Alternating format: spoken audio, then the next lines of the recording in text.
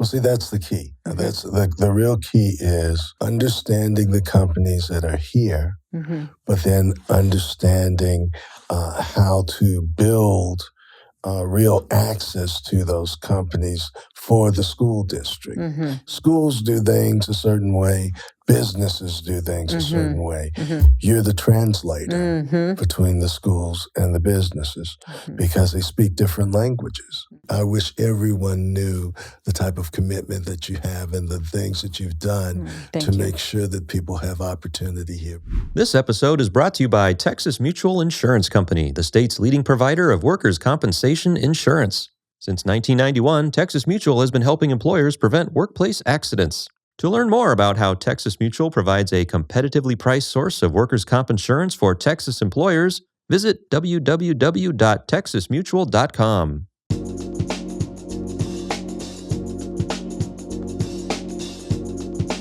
Hello, everyone. Welcome to the Austin Hires Local podcast. My name is Tamara Atkinson. I am the CEO of Workforce Solutions Capital Area.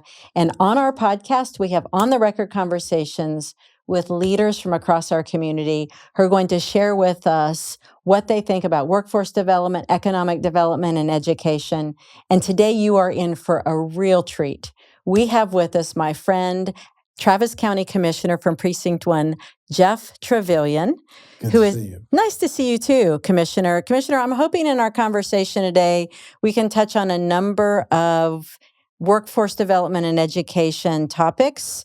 I happen to know that you care a lot about business, not only how we attract them, but particularly how we support them with a skilled workforce and what their part of that bargain is. Yes. I'm hoping you'll also talk to us about the role of schools in our community in creating, supporting, growing that talent, and then what we as a community, what we owe our schools in exchange. And then third, I'm hoping that you will talk about what I've heard you speak very eloquently about many times, which is young people, what we owe them, and particularly what you're excited about that we can offer them as a result of the election in November. Are you game for having a conversation with me today? Absolutely. I look forward to going through all of those issues and maybe catching up on a few more things as well. All right, let's just jump right in. All right. So given that we're Workforce Solutions, and so we focus on jobs and building careers, but often jobs are the building blocks to careers. There's a question I like to ask all my guests as a first question, so I'm going to turn it to you. Commissioner, what was your first job? I had a great first job. I was a lifeguard because I liked to swim and was willing to get certified to swim. I was brought on to the city of Port Gibson, Mississippi, where my father was superintendent of education. And I learned I got certified and learned how to manage a swimming pool. And I think I might have been in 8th grade. 8th grade, and you Yes. had that kind of responsibility. It was, well, the good news is I was the young trainee. I was assigned to one of the older instructors, and they made sure that I was everywhere that I was supposed to be and that I was doing what I was supposed to do. What did you learn in that first job experience? Well, I learned the importance of preparation. You had to be certified, and a certain confidence came with that certification that you could do the job that was placed in front of you. You needed to be timely. Nobody wants their pool to open late. That's true. Especially and the moms with the little kids. That's right. That's right. And you have to be willing to stay until the end of the day and do your part in cleanup as well. So it was an honor to have that job, but you had to make sure that you didn't only do the fun parts, that you did the other important parts, and that you were a part of a team. Were those good life lessons then? I thought very good life lessons, and that's some of the best aerobic exercise that you'll ever get. So it helped me in everything that I was doing at the time, particularly preparation for basketball season. All right. So, yeah. Did you ever get to save anyone's life? Well, if they had put their feet down, they could have saved themselves. But I did pull a few people out. That also sounds like a life lesson. Put your feet on the ground, you'll be okay. I love that. So, Commissioner, I've had the honor, and it's really been an honor to get to work with you for years in this community. Thank you. In workforce development, your commitment, your steadfast commitment to workforce development, to the people of Travis County, to seeing that everyone has an opportunity is truly outstanding. Thank you. I'm wondering, from your vantage point, as you look at where we are now in our community, what do you see right now in terms of what are the key workforce challenges that maybe are keeping you up at night? Have you whispering in my ear? Yes, and yes, others, yes. as well as where do you see that those challenges could transition into opportunities? Well, I'm a teacher's kid first. Okay. And the most important thing is to make sure that our young people understand that there are many wonderful things that you can work at. You can work at things you love. You have to make yourself available for training. And you have to be willing to start at the bottom and work up. So I learned as a student, as a pupil, and as a teacher's kid that I should always do my best. I should always be on time. I should always be presentable. I think when we start with our kids early, and when we make sure that they understand all of the different jobs around them, and we give them an opportunity to train and learn and be successful, that ultimately, as they learn these things in school, they can take them with them as they go into either the workforce or into college or to the military, wherever they go. Our goal is always to provide access, not just access, though guided access. I love that you're saying that. And Commissioner, I'd love it if you talk about this on the podcast.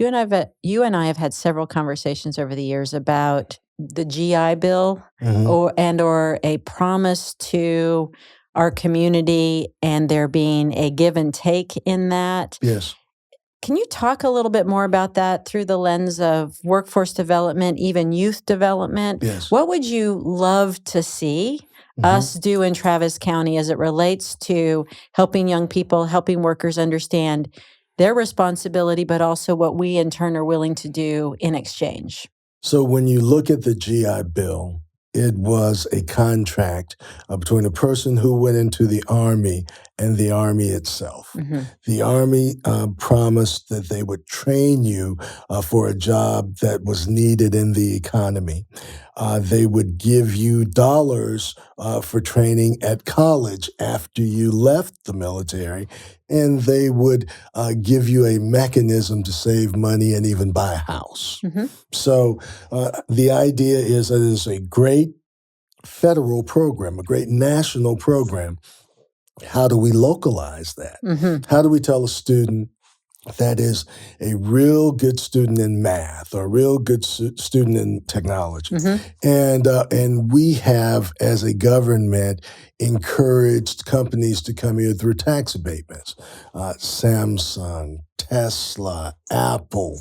So what we tell the companies is, look, we want you to come here and we want you to hire 50% of the people in this area. Well, we want to take the people, the youth in this area, and train them to work for those companies. It's important for us to believe and understand that as we invest tax dollars, that they not only create opportunities for companies here, but they create opportunities for the people who live in these communities to work for those companies. So that ultimately, the tax dollars that we invest through tax abatements are creating jobs that will be available for the people who live in this community.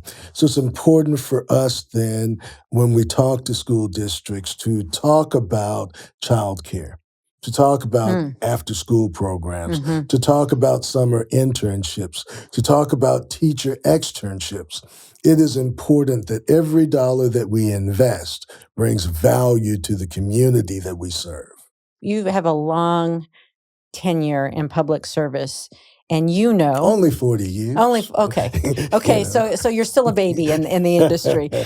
So you have a long tenure, and you know one of the levers of government is policy. Do you feel like we have the right policies in place right now to get to that covenant contract, whatever you want to call it, the agreement with business and our community? Do you think we have the right policies in place, or if you had a crystal ball, are there additional ways you would like to see us incentivize or ask our business community to participate with us?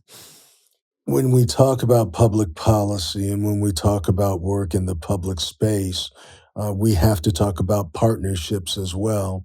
The government cannot do everything, nor can the private sector. However, we can come together to support a tax rate election that provides childcare for people who work in business and will provide after school care for anyone who has kids and does not get out of work until 7 o'clock, or to provide summer opportunities. It is important for us to recognize that we have to build partnerships and work together.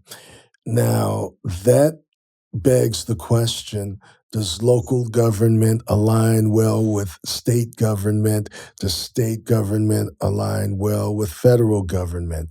Well, unfortunately, sometimes that goes in cycles. It's not the same way every year. When you look at the last 4 years as we worked with the federal government, we got consistent amount of dollars to make sure that we were addressing affordable housing. But as we addressed affordable housing, we started talking about how do you build a master planned community? Has that developer talked to the school district? What types of after-school programs do we have at the school district? How close is the doctor's office? Are we on a public transit line? Where's the grocery store? We try to make sure that we're looking at things holistically. There are many things that we can do locally, but we need to work with our state as well.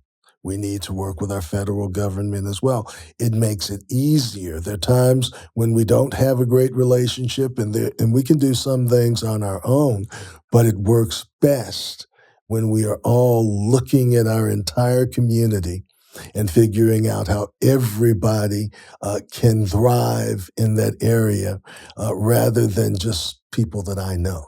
This episode is brought to you by Texas Mutual Insurance Company, the state's leading provider of workers' compensation insurance. Since 1991, Texas Mutual has been helping employers prevent workplace accidents. To learn more about how Texas Mutual provides a competitively priced source of workers' comp insurance for Texas employers, visit www.texasmutual.com. You mentioned about childcare and the tax rate election.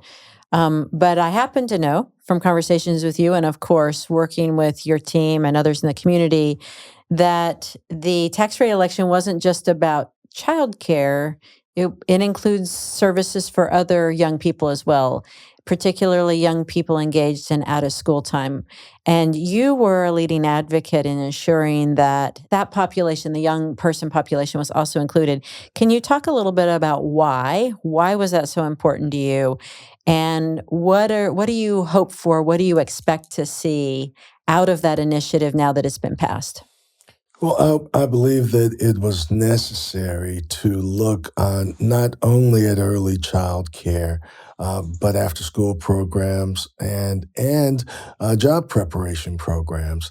I think that it is really important to make sure that our kids are in safe learning spaces for as long as we can keep them there. And I believe that because my father was a principal. And what I came to understand was, and what I have observed as an adult is that my kids that are in programs are not my kids that are in trouble. And what I mean by that is when we have families that are living around the poverty line, the question is, do I have all of the resources that will take care of my kids so I can actually work? Well, I haven't had a job in 25 years where I got off at 3 o'clock when my kids got out of school. Yeah. So it's important for me to have a place for my kids to have supervision, hopefully for them to get a third meal, for them to get some assistance with their homework, and then for them to have enrichment. And what I mean by enrichment is if you're in the band, well, after you've completed your homework and after you've eaten your meal, the band room's open. If I'm interested in reading, well, the library's open. If I'm interested in plays, well, the auditorium is open. If I play ball, the gym is open. We want safe places for youth until 7 o'clock in the evening when many parents get off of work. We know that the biggest institutions in most neighborhoods will be your public school. How do we provide programming at your public school? How do we make sure that you take advantage of the learning opportunities that are available? How do we make sure that you can find out about the summer job at the county? How do we make sure that we prepare you to go and work for Tesla or for Samsung because you work through Workforce Solutions and you get the training Thank you for the that plug. takes you right there. How do we work with Workforce Solutions to make sure that our teachers are getting externships in the summer?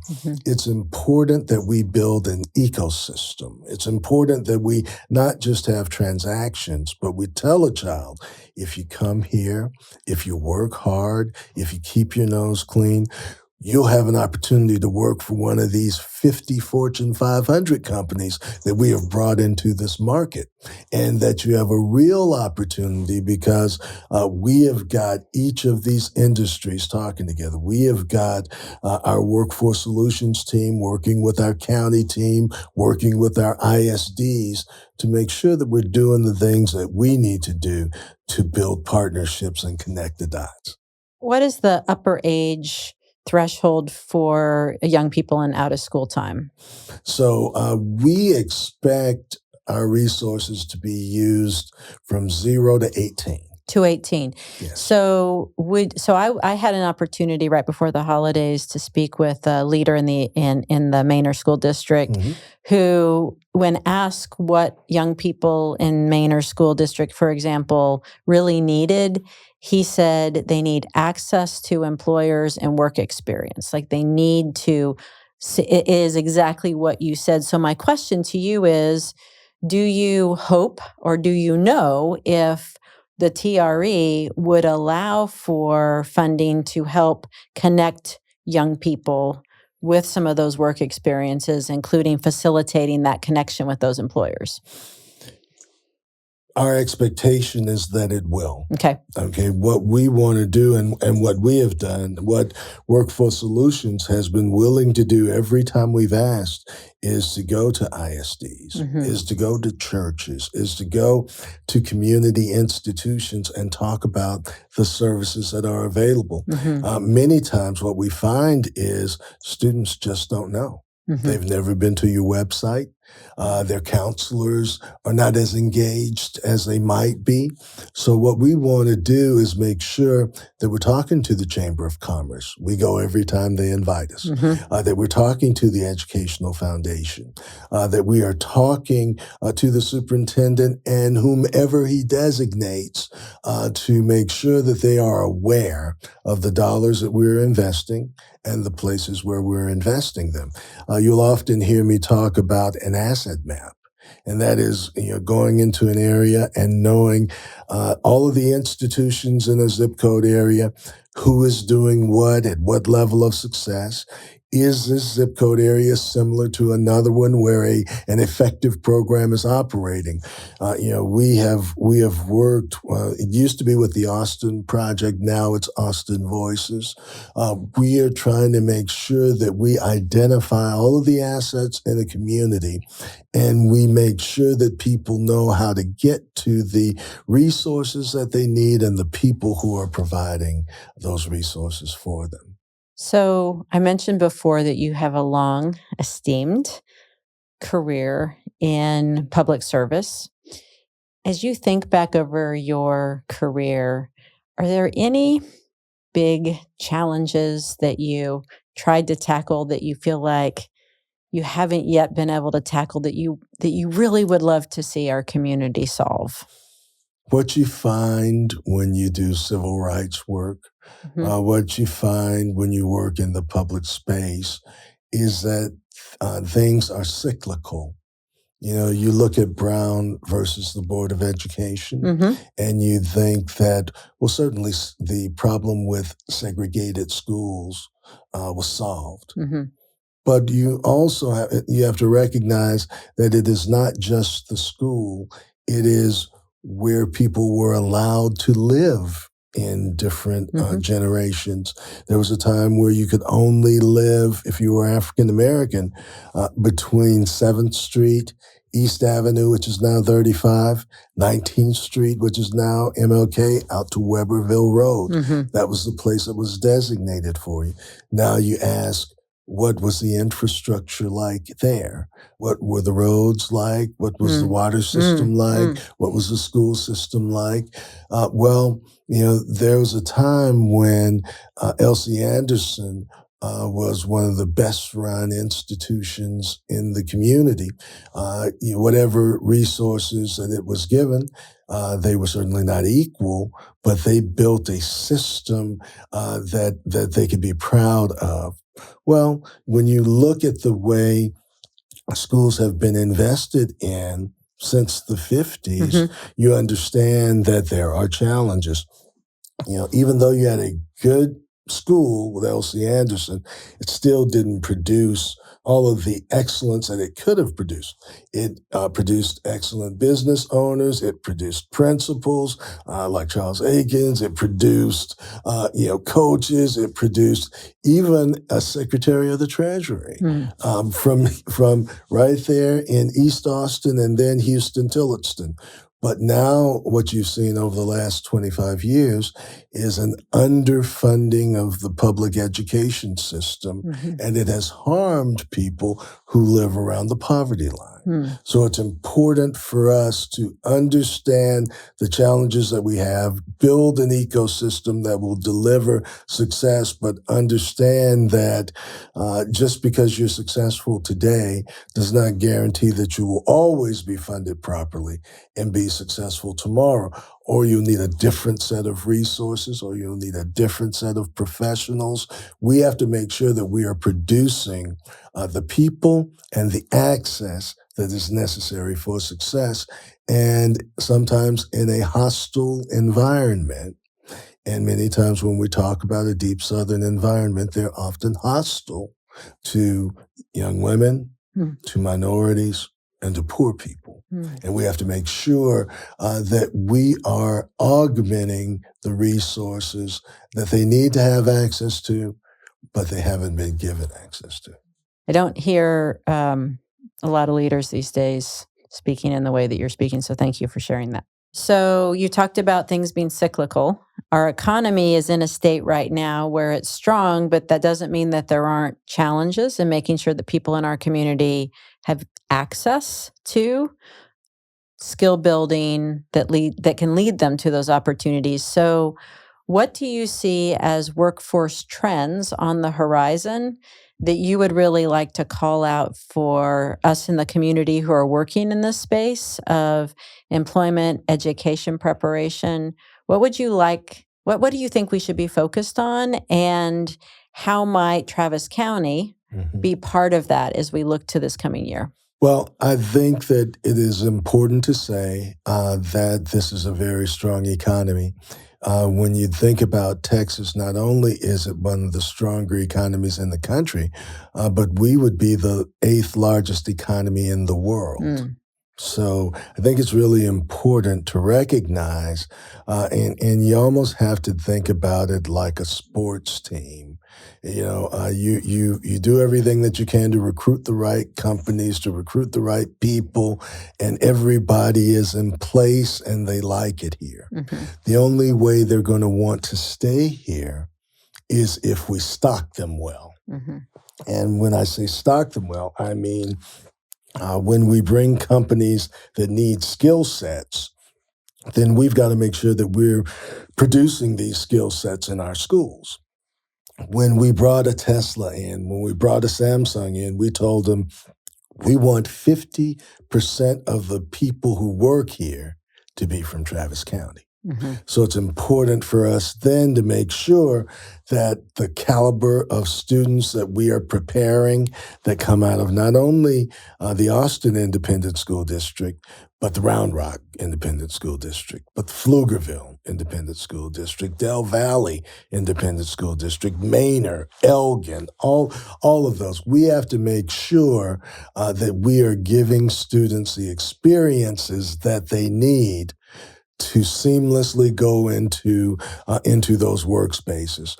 Not just the companies, oftentimes the companies that help build them. You need electricians, you need plumbers, you need carpenters, you need people who understand how to construct and reconstruct roads. You need people that can build water and wastewater infrastructure. So we've got to make sure that the people that are coming through our school districts are on point and on grade level with their reading, that they have access to enrichment opportunities that take them to a Thinkery, that take them to view Tesla, that take them onto UT's campus. We saw in some poor communities kids who grew up 3 blocks from UT that never went on the campus.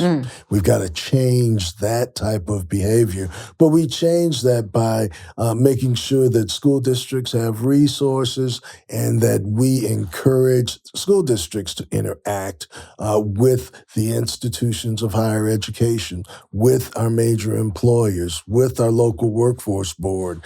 We have to make sure that we demystify the opportunities that are available and make it possible for kids to learn through all of the building blocks. I have an 8-year-old grandson, and he told his pop that he wanted to be a scientist. I said, well, what does that mean? He said, well, I have a website, and it teaches me about the ocean. He knows the name of every dinosaur. It's amazing to me. He's very interested in space. He told me about the eclipse before it happened. Well, that is a function of having teachers for parents. His parents are teachers. Their expectation, if he's going to be on the computer, is that he's not going to be doing something just for fun. He's going to be doing something that he'll learn from. And I'm very proud to say he made all A honor roll. He is a good student, and we expect I'm not surprised that he might be an engineer. And I'm just hoping that he can take care of his pop when he gets to that age. So. I think that sounds fantastic. And so you talk about you mentioned your grandson, and maybe he can take care of you. It dawns on me as I get older and realize I've been in public service, different area, but public service for now more than 20 years myself. You mentioned over 40 years. I'm wondering, Commissioner, have you thought about legacy? Have you thought about what you would like to be known for? Not that you're going anywhere anytime soon, but what do you want to be known for, given everything that you've accomplished? So I have pages of accomplishments from you, but what would you like to be known for?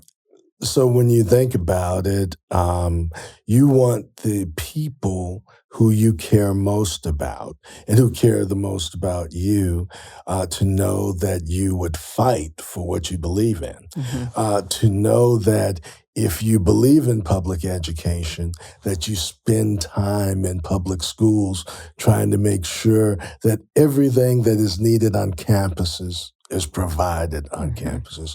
If you work in the public sector, you want to make sure that you're helping to fund programs that train people and allow their careers to progress. You want to make sure that you are building opportunities so that someone can look at a job description and say, yes, that is what I do. And then you train them to do the job that's above that and above that. I want to be able to say that we put the learning mechanisms in place so that children could find their way to the job that they wanted, to find a thing that they believed in. But then when they got that job, they were still being prepared to be leaders. They were still being prepared to not only learn their job, but to help people learn how to do their job so they could promote. But ultimately, you learn these jobs because your goal is to serve the community that relies on you to make decisions spending their tax dollars.